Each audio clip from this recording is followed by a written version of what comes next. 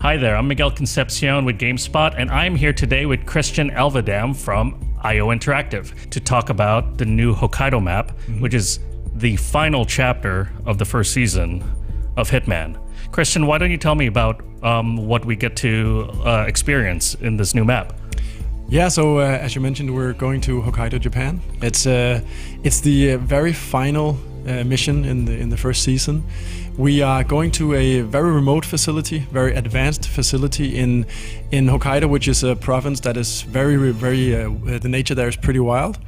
But the resort itself is this shelter, almost this very on the face of it, very luxurious location for only very select sort of patients. You don't really get there unless the Providence group knows you, as we talk about also in the plot and in the briefing for the mission. So 47 has enlisted himself as a patient into this hospital, and he will start as such undercover, and he has to infiltrate the facility to eliminate two different targets inside both the hospital and also in the spa and sort of residential area for the patients.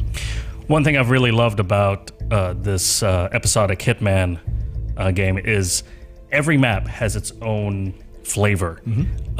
This map strikes me as a mix of the resort from Bangkok, because it has a very welcoming exterior, and also the lab of the Italy map. I don't know if you can talk more about how you came to this design. I definitely see where you're coming from.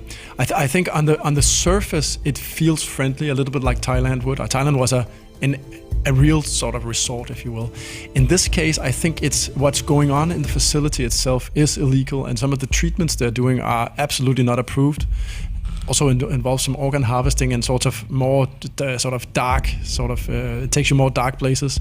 So I think if the feeling we wanted to go for with Hokkaido was more that it feels more restrictive in the beginning, almost like even though it's super beautiful, you have a very nice vista when you sort of arrive, it could almost feel a little bit like a prison, because as a patient there, you're also we're sort of throwing a curveball at the players. You're obviously starting without any gear at all. You're just admitted to the hospital, right? So you're allowed in a few places. There's a restaurant and a spa area and stuff like that, but then it's actually you have to make your way. You almost have to break out of your sort of patient role, if you will. So it has some similarities, but it's definitely also somewhat different. Again, we also, just from looking at people how they've been playing the game throughout the season, both with Colorado and Hokkaido, we wanted to sort of shake things up a little bit. So some of the rules that you've grown accustomed to in Hokkaido are changed a little bit. The facility is run by an artificial intelligence, and that affects a lot of things like disguise mechanics, for instance. Well, given the episodic structure of this game, you've, in a way, the Hokkaido map was, in a way, formed by the feedback and the initial reaction of the Paris map, of the Italy map.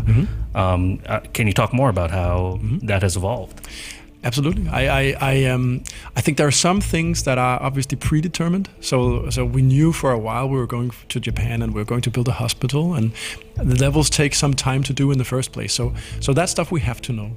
But the difference is then that the actual way that Colorado or Hokkaido takes shape is built with the confidence we got out of building Paris and Sapienza. So if I look back a little bit, when we were building Paris and Sapienza and they came out sort of for the first time, we were really curious and also somewhat nervous about how would people perceive the Hitman sandbox. It's been 10 years or something, like we really did super complex maps like that.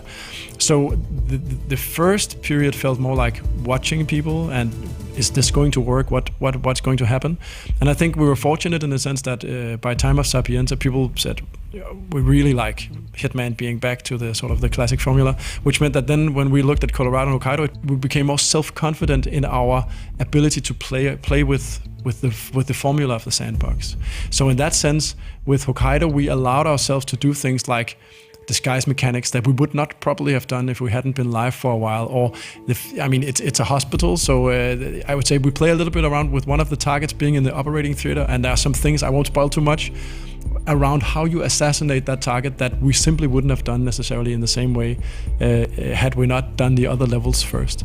Well, considering this is the concluding chapter and that we know that a second season is on the way, narratively, this tees up the second season. without spoiling anything, and the fact that a lot of players, I think at this point, already know that there's this organization called Providence. How would you describe how this tees up the second season? Well, I think so. What it means for the first season is that in the case of Hokkaido, we're obviously closing the book on one of the characters from the prologue, Eric Sodas, and in this sense, it's we call it the mission Citizen versus, which is obviously the reverse condition basically, but it's also a nod to the prologue where Eric Sodas is the complete. He's in complete control of 47's fate. Is he going to join the agency? Is he going to be eliminated, basically? And as we show in Colorado, Eric Sodas has been a Providence mole for some time, and he's now a target in the final episode, and he's about to undergo surgery. So now he's at the complete mercy of Agent 47, and we have some elements in the level that also play around that. But as is the case with a story that's also meant to span seasons, we also open up some potential doors for the future to come with the final episode and the final cinematic. So specifically for our next season, I mean, we are still at IO. We're just shutting down season 1, looking at it. I still think we have a period of looking at season 1 and what worked. I think the mindset we're in right now, looking at the feedback we're getting, is, I think, very positive, because I think we're now able to look at stuff that worked and discuss how we can make it even better. And we are also continuing the elusive targets for a while longer, so we're also playing around with that format. And then we'll get around to what the next season will be like, but we don't know yet. Well, Christian, thank you so much for your time. Thank you. For more news and updates on Hitman, please check GameSpot.com.